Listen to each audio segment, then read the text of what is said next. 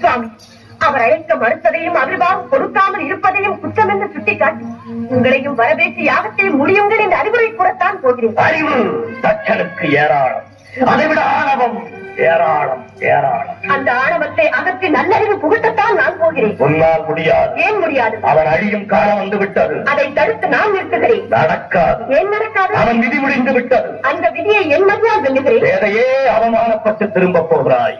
இல்லை, என் தந்தை ஈசனுக்கு விரோதி என்ன என்ற அளவுக்கு அவர் மனதை மாற்றிவிட்டு வெற்றியுடன் திரும்பி வருகிறேன்.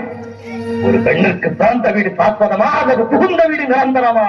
இதற்கு பதில் சொல்லிவிட்டு பிறந்த வீட்டிற்கு பெருமையும் புகுந்த வீட்டிற்கு நற்பெயரும் தேடி தருவதுதான் பெண்ணின் கடமை. ஆனால் நீ கணவன் சொல்ல மீறி தந்தையை காணச் செல்லுகிறாய். என்ன செய்வது? பாசம் என்னை தூண்டுகிறது, வளர்த்த கொடுமை என் நெஞ்சத்தை வாட்டுகிறது. போவது உங்களுக்கு பிடிக்கவில்லை, போகாமல் இருக்க என்னால் முடியவில்லை.